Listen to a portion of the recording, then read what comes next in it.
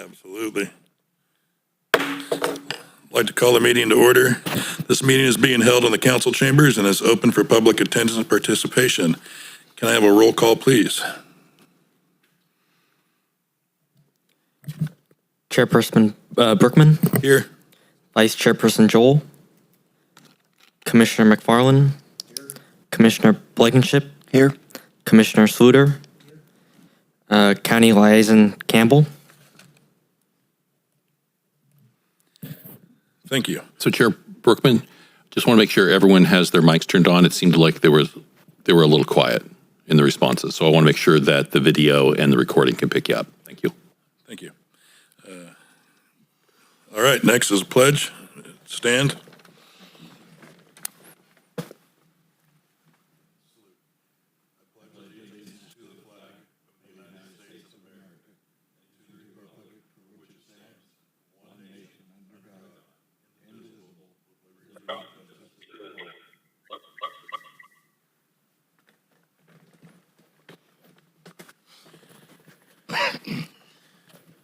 Right. You are welcome and encouraged to participate in this meeting. Public comment on items not listed on the agenda will be heard at this time. Comments on controversial items may be limited, and large groups are encouraged to select representatives to express the opinions of the group. Members of the public submitting written requests at least 24 hours prior to the meeting will be normally allotted 5 minutes to speak. Do we have any written requests? No written requests. Thank you. Moving on. Members of the public may address the Planning Commission on items of interest that are within the city's jurisdiction. Individuals addressing the general comments are encouraged to limit their statements to 3 minutes. Do we have any comments from the public? Seeing none, I will move on. Agenda modification. Is there any interest in modifying the agenda? All right. Business items. Number 2, business from January 28th. Is there any public comment on item 2? Hearing none, I'll bring it back to the commission for comments or action. I'll make a motion to approve the minutes from the January 28th meeting. Second. All right, we have a motion and a second. All in favor? Aye. Aye. Opposed? No one.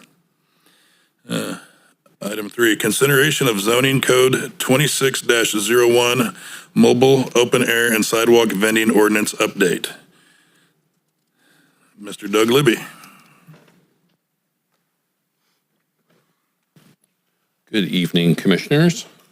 Excuse me, Andrew. Okay, lot to unpack for this item, so we'll start wandering through. Just keep in mind that for tonight, you're not making a decision. You're looking to make a recommendation to the city council who will consider this at a future meeting, schedule a public hearing before them. So we're here tonight to consider an update to the municipal code regulating mobile vending operations in the city, including increased enforcement provisions, implementing new state laws involving sidewalk vending, clarify limitations on regulations to promote young entrepreneurs. So some background. So our ordinance for mobile vendors was actually adopted in 2010. It's like, okay, it's 2026. It has never been updated. And there's been a lot of changes, both in the perception of vending operations, business practices, public perceptions, comprehensive changes in state law. So it was time to do an update. And so on January 20th of last month, the city council initiated a change, and they had a preliminary draft of this ordinance that you have before you tonight, before them. So why are we doing this? Well, the city has seen a significant increase in unpermitted vending operations, especially with food vendors, temporarily setting up on public and also private property. Operations can be pretty wide-ranging, includes tents, generators, lights, food service areas, tables, chairs, even music. These, we term them pop-up restaurants, are often trespassing, don't comply with state food safety regulations, violate safety and ADA requirements, and can be incompatible with existing uses. Now, these unpermitted vending places lawfully, they place lawfully operating establishments at a competitive disadvantage. And what I'm talking about here is brick and mortar restaurants, as well as even permitted food trucks. Because these pop-up restaurants have made no investment in complying with the state's food safety standards, unlike brick and mortars and food trucks. And that enforcement for public health is overseen by the county environmental health, which differs from public health. Just want to make sure you understand the difference. So over the last several years, code enforcement has gone out and done periodic off-hour enforcement. And, first and foremost, they try to educate. They do close them down, but they try to educate them on what the rules say, what are your options, how to become permitted. But despite these efforts, operators continue to pop up across the city, and code enforcement has even closed down the same vendors multiple times in the same evening. We had code enforcement go to one particular site right after 5 o'clock. They came back like an hour and 15 minutes later. They were setting back up in the same spot again. So it's definitely been a challenge. Operators often claim not to have identification. There is frequently a language barrier, making implementation of administrative fines challenging and just impossible to collect on. So for pop-up vendors, this is what we're talking about. And these images were taken from an enforcement back on December 18th. And I'll just draw your attention to a few things. You'll see the generator there. Things are being kept cool by igloo. So temperature control is, I'll just say, questionable at best. You'll see even on this one image, I guess affectionately call it the cone of meat that's over here. And, during the summertime in particular, this is open. Doesn't have protection from insects. And there's no temperature control again. But the one thing that I would draw your attention to when you look at all these images, there isn't a hand washing station there. When you think about the vendor gets there, they set up, they start preparing food, there is not a hand washing station there. Now, these type of operations, there is a way for them to become legal if they're associated with an event. What I'm talking about is, think of the summer stroll. If they were to comply with some food safety standards, get a hand washing station, there actually is an opportunity for these vendors to get permitted and lawfully operate. But just going on the street corner, doing what you see here in these images, that actually will never be able to be permitted under California law under food safety laws by the county. So it definitely has presented a challenge. So I'm going to divide up the ordinance into several blocks to talk to you about. So first is going to be mobile vendors. These are your food trucks, could be mobile caterers, ice cream trucks, push carts, bicycle carts. So some of the changes we're going to make is updating the definitions, compliance with state law and practice, require a permit to operate to be prominently displayed at the point of sale, clarify that permit renewals are to ensure data on file with the city is current, increase vending operation hours from 8 p.m. to 9 p.m. Kind of want to take the carrot and stick approach. Part of the carrot is we're going to increase your potential hours of operation. Establish options for food trucks to operate, if approved by a school, in loading and unloading zones for up to 2.5 hours daily for lunch service.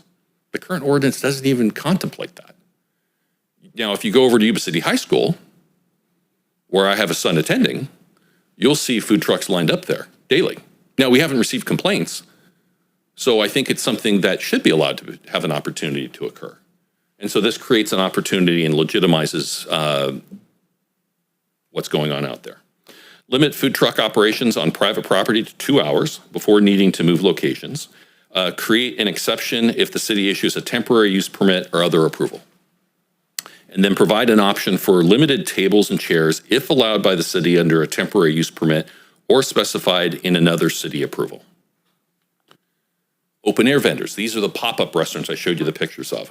Establish a new temporary use permit for short-term activities sponsored by educational, fraternal, religious or service organizations or tax-exempt organizations on public land for 3 or fewer consecutive days over a 90-day period.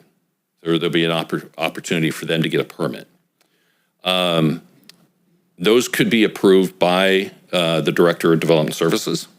Other temporary uses may be considered by the director if they are similar in nature, and you can make the findings that are called out in the ordinance. Otherwise, it would require the director to forward the matter to your planning commission for consideration.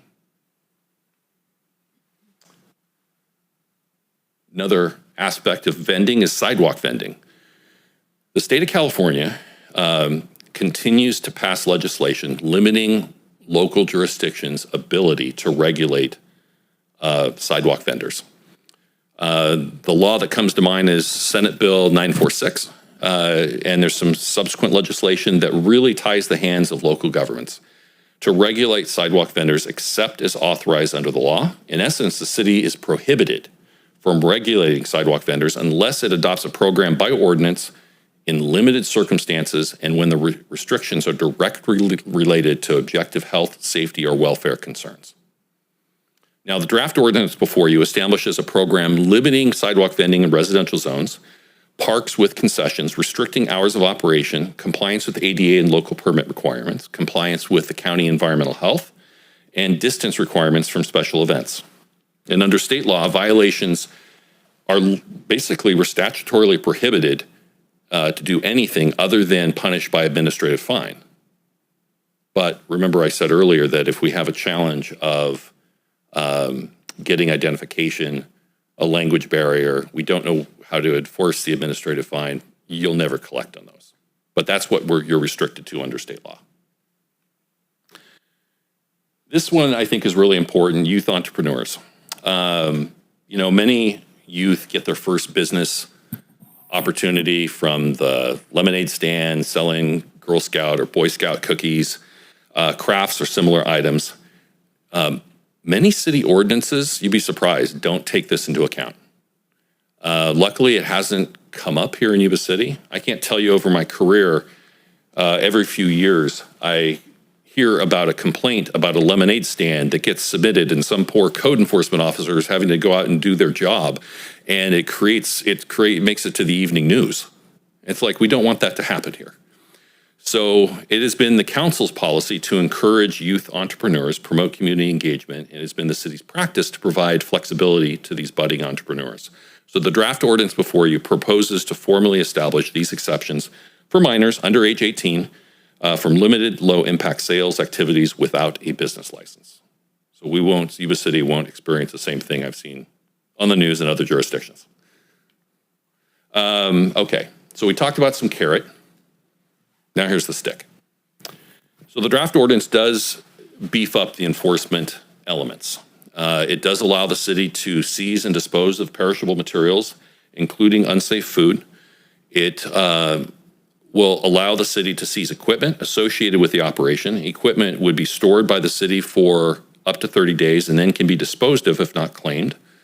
Gives an owner can come to the city to reclaim the property upon providing suitable evidence of ownership, but they must pay the costs incurred for the salvage, disposal, or storage of their impounded property.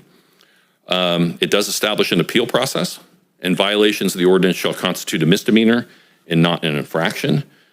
Due to state law limitations, this provision does not apply to sidewalk vending. So these requirements are in addition to existing food vendor requirements by Sutter County Environmental Health. Now, I will say that you may have heard that the city has taken some recent action enforcement. We actually did seize some property as part of an action earlier this month. We don't have the authority under the municipal code to take that action, so we've been partnering with Sutter County Environmental Health. They have the authority to do the seizure. So that's how that's, in the interim, that's how that's working. I promise I will not read that to you. So this action is not subject to CEQA pursuant to 15063B3. The revisions or refinements to existing law regarding existing standards and vending operations in the city. So recommended action, conduct a public hearing, make the necessary findings, and adopt a resolution recommending the city council find the project exempt from CEQA and recommend the city council approve the zoning code amendment 2601, amending Article 53 of Chapter 5 of Title 8 of the Municipal Code regarding mobile, open air, and sidewalk vending operations. And I'm here to answer any questions you may have. All right. Do we have any questions? I've got one. Doug, can you go back to the first enforcement slide, please? You said the first slide? The first enforcement. First enforcement. Oh, okay. Let's see. Enforcement? Yeah. Question I had in reading this was when they seize the equipment, and it says that it can be given back to them with proper identification of the equipment. Are we going to provide them with a written document of everything we took so they don't come back and say, hey, I had tables, where are my tables? That is a great question. So the answer is yes. So like when we did the enforcement action recently, the equipment that was confiscated was put on a form, signed. They were given a copy. We have a copy. It was photographed. It was photographed there at the site. In the vehicle, it was also photographed in the mini storage that the city has rented for storing the equipment. Wouldn't that work along the same lines as law enforcement? You have to give a receipt for any property you seize? Maybe similar, but I got to be honest with you, I'm not in the law enforcement business, so. I think like whenever we seized property for anything, whether it be evidence or whatever, we always had to issue a receipt for that same reason that you're Yeah, it was. what you took. And so that's what we were doing with under county environment, partnering with county environmental health. We provided them a receipt for the equipment that was confiscated. And I have another question. It's kind of off on a tangent on this, but has the city ever considered maybe partnering with the county, like how Yuba County has their food truck mania thing out at the airport all the time? Like the old Kmart parking lot would be an amazing place to set up off street, and whether the city buys it for what they've talked about buying or the county, they could rent places, spots out for a monthly fee, and then they could be there at their 2.5 hours at lunchtime or whatever be the fact, and just something that again could accommodate these vendors. Yeah, I mean, I think that there can be an opportunity there. I think you need using the old Kmart property owned by the county, they would have to grant approval of that either on their own for that to happen, or the city would have to go through and provide liability insurance. Gotcha. and go through I'll call it an administrative permit with the county for us to kind of occupy it. Okay. So, I mean, I think there's a possibility there, but it is the county would need to give their support for it. The only reason I bring up that facility is I've had several people approach me through the years about, what about the fairgrounds? What about here? But that's right in the middle of town and huge open area that's not being used at all. One of the things we have kicked around internally is the fairgrounds are actually state property. So they're not subject to zoning regulations. So if they wanted to have something on the fairground property, that is absolutely an opportunity. But the fairgrounds board would need to kind of step up with that and want to initiate that. Might be a phone Or I think the city, there could also be an opportunity if they were interested that whether or not we could partner with them to provide an location for food vendors. Sounds like a call for Dave Dillabu. All right, any more questions? I got one other. I have one. Doug, what is the differentiation between a sidewalk vendor and a push cart? That is a great question. They could actually be, depending upon the situation, they could be one and the same. You could have a situation where a push cart vendor is vending on the sidewalk, and so you got to be very careful on how you apply the law. That's kind of what I was Yes. wondering. No, that's a great observation. I was going to say they got that guy, if you drive on 2nd Street down by the old courthouse, he's got everything set up on the back of a golf cart. Oh, wow. And he drives it around that whole area and up and down all the streets. Oh, really? Doug, I've got one more question. I was reading the the draft that the city council had that you put in the email that you sent to us. Talks about enforcement in there. It's talking about that right now I think it's just code enforcement that can actually goes out and does the code enforcement of the policies. But in the draft, it said that any peace officer could do the enforcement. So a police officer driving by could stop and check, see if they have permits and all the other stuff on site. Was that proper reading of that? Yes. Let me qualify that. So we generally like our law enforcement to be, catching the bad guys, right? And so they oftentimes have a higher priorities going on in their world, and we totally get that. We are grateful at Development Services that the PD has partnered with us. And so when we go out, especially when we're doing confiscation, we will have code enforcement, a PD officer with us, and then we'll also have county environmental health, and they make the call as far as which equipment is going to get seized. So It's probably a good idea to have law enforcement with you. yeah, You could get some things go really sideways when you're taking something from somebody. absolutely. All right. Any more questions? All right. I'd like to open it up for a public hearing. Any comments from the public? Seeing none, I will close the public hearing. Okay. With that said, can we get a motion for item 3?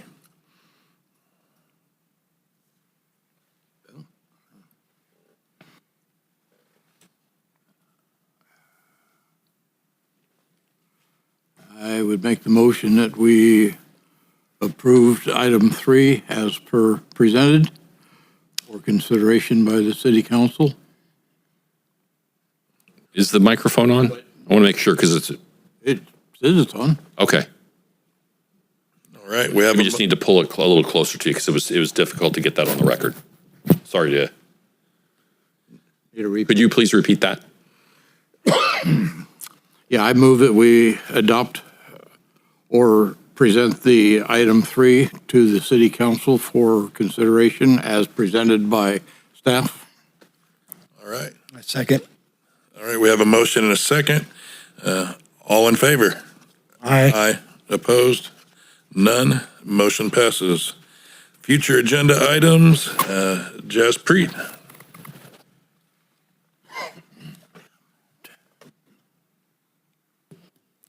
Good evening. So our first meeting in March will be canceled. I believe you guys do have the Planning Commissioners Academy March 11th through the 13th. So please do let staff know if you have any questions or need help coordinating anything, and especially when it comes to the reimbursement, feel free to reach out to me and we'll get that handled for you. And then on March 25th, we will be meeting with one item on the agenda. It's going to be for the housing element readoption. So we'll get that presented. And then for any future items, we do have the 2 use permits that I had mentioned at our last meeting. And we recently just received a tentative parcel map. So we're working through that. And then we should have that ready for you here within the next couple months. So happy to answer any questions. Anybody have any questions? Oh, thanks. All right. Thank you, Jaspreet. Developmental Services Director report, Mr. Doug Libby again. All right, I'll keep it pretty short. You have at least, I think, 3 or 4 of you are going to the League of California Cities Planning Commissioner Academy. I think that's terrific. The conference for you guys is on March 11th through the 13th, so that's coming up. Have a wonderful time. Be human sponges. Take in all you can. Network. Enjoy it. It's definitely worthwhile for you guys. For those attending, we do have Yuba City shirts for you. And so before you leave tonight, stop by and pick up your shirt so you are prepared for the conference. And that'll be it. Thanks. Alrighty. Thank you. Next item would be Planning Commission updates from the county for the Yuba City Planning Commissioner as well as the Sutter County Liaison, but the Sutter County Liaison is not here and we do not currently have one assigned. So with that said, I will close the meeting.